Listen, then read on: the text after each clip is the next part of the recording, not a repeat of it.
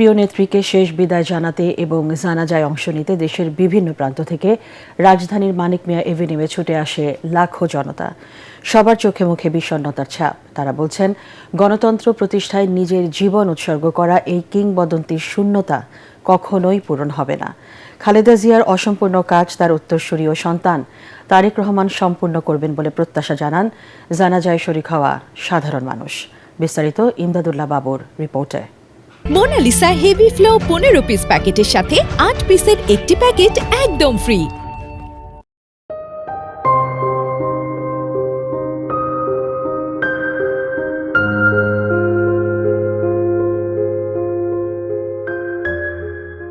নীরব শোকের সাগর রাজধানীর মানিক মিয়া অ্যাভিনিউ।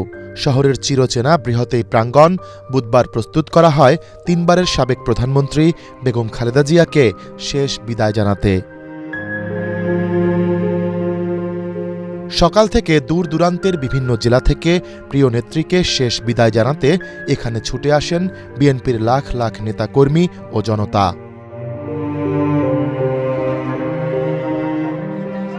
দেশের প্রথম এই নারী প্রধানমন্ত্রীকে শ্রদ্ধা জানাতে এবং তার জানাজায় অংশ নিতে আসা মানুষের মুখে এদিন ছিল না স্লোগান, ছিল না কোনো রাজনৈতিক আড়ম্বর।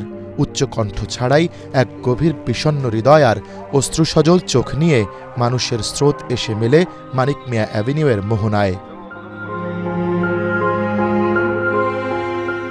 বাংলাদেশের মানুষ এক অভিভাবককে হারিয়েছে।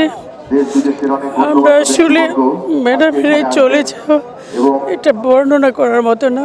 মহান আল্লাহ রাব্বুল আলামিনের ডাকে উনি চলে গেছেন। ওনার চিন্তা চেতনা আদর্শ যেন বাংলাদেশের ঘরে ঘরে রূপান্তরিত হয়। বাংলাদেশ যতদিন থাকবে ততদিন তার নাম অক্ষর অক্ষরে থাকবে, কারণ তিনি যে কর্মকাণ্ড করেছে সেই কর্মকাণ্ডগুলো দেশবাসী সবাই উপলব্ধি করছে। উনি আমাদের দেশের জন্য উনি বহুত ত্যাগ স্বীকার করছে, আর আমাদের ফরজ হবে ওনার আত্মার মাগফিরাত কামনা করা। নির্ধারিত সময়ের আগেই সংসদ ভবনের দক্ষিণ প্লাজার পাশাপাশি গাবতলী থেকে নিউ মার্কেট এবং জাহাঙ্গীর গেট থেকে শাহবাগ পর্যন্ত আশপাশের এলাকা পরিণত হয় জনসমুদ্রে। জনতার এই ভালোবাসা জানান দেয় নেতৃত্বের বাইরেও একজন মানুষ থেকে যান ইতিহাসে, মানুষের অনুভূতিতে। বাংলাদেশের রাজনীতির ইতিহাসে দেশনেত্রী খালেদা জিয়ার এই শূন্যতার কখনো পূরণ হবে না। জাতির এই ক্লান্তিময় লগ্নে তাকে অনেক অনেক বেশি দরকার ছিল। সারা দেশে শোকের ছায়া নেমেছে, আল্লাহ যেন ওনাকে বেস্ত নসিব করেন। ৪৩ বছরের বর্ণাঢ্য রাজনৈতিক জীবন তিনি উৎসর্গ করেছিলেন গণতন্ত্রের জন্য, মানুষের ভাগ্য বদলের জন্য।